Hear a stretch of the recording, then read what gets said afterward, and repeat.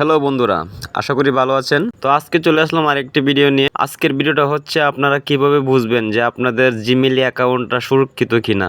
আমরা আমাদের জিমেইলে জেনে বা না জেনে অনেক সময় অনেক অ্যাপ, অনেক ওয়েবসাইটে লগ ইন করে থাকি। তো তখন লগ ইন করার পরে যখন বেরিয়ে চলে আসি তখন আর আমাদের ওই অ্যাপগুলা বা ওই ওয়েবসাইটগুলোর দরকার পড়ে না, কিন্তু ওইখানে কিন্তু আমাদের জিমেইলটা কিন্তু লগ ইন হয়েই থাকে। তো আপনি কিভাবে বুঝবেন যে আপনার জিমেইল অ্যাকাউন্ট কতগুলা অ্যাপে কতগুলা ওয়েবসাইটে লগ ইন হয়ে আছে, এই বিষয়টা আজকে ক্লিয়ার করব। তাছাড়া দেখাবো আপনার জিমেইল কয়টা ওয়েবসাইট কয়টা অ্যাপে লগ ইন করা আছে।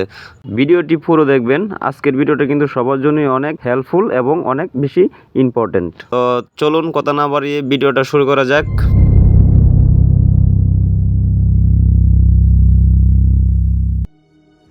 হ্যালো বন্ধুরা, চলে আসলাম ইন্টুর পর।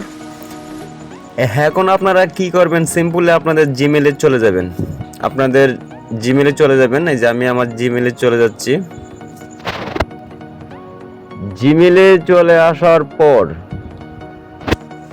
এই যে দেখেন আপনাদের জিমেইলের যে আইকন আছে, এই যে আপনাদের যে জিমেইলের আইকন আছে, এই আইকনে একটা ক্লিক দিবেন। আইকনে ক্লিক দেওয়ার পর আপনার প্রত্যেকগুলো জিমেইল এখানে শো করবে। আপনি যে জিমেইলটা চাচ্ছেন সেই জিমেইলটা লগ ইন করবেন, কিংবা এই জিমেইলটার উপর একটা চাপ দিবেন। তো আমি আমার উপরের যে জিমেইলটা আছে এটাকে ক্লিয়ার করব।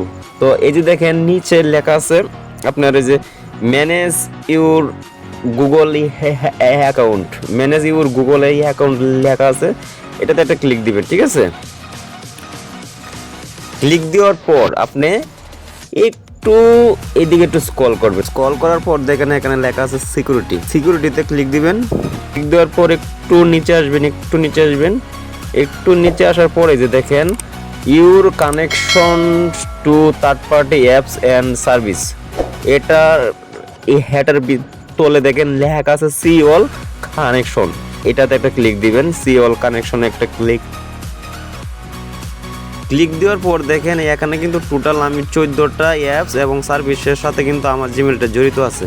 তো এইগুলো কিন্তু মারাত্মক ক্ষতিকর, এইগুলোর জন্য কিন্তু আমাদের জিমেইলগুলো কিন্তু হ্যাকও হতে পারে। তো এখন কথা হচ্ছে এইগুলো কীভাবে ডিলিট করবেন। এই যে এখানে দেখতে পাচ্ছেন অনেকগুলো কিন্তু খেলা আছে, লুডো খেলা, বাস খেলা, এইগুলো আমি আগে খেলতাম কিন্তু এখন কিন্তু খেলি না। তো এইগুলো ডিলিট করার জন্য আপনি সিম্পলি যে অ্যাপসটা ডিলিট করতে চাচ্ছেন এটার উপর চাপ দিবেন। চাপ দেওয়ার পর এই যে দেখেন তলে লেখা আছে, এই যে দেখেন নিচে কিন্তু লেখা আছে আপনার যে ডিলিট অল কানেকশন, এই যে দেখছেন এখানে একটা ক্লিক দিবেন। এখানে একটা ক্লিক দিবেন, এই যে দেখেন কনফার্ম,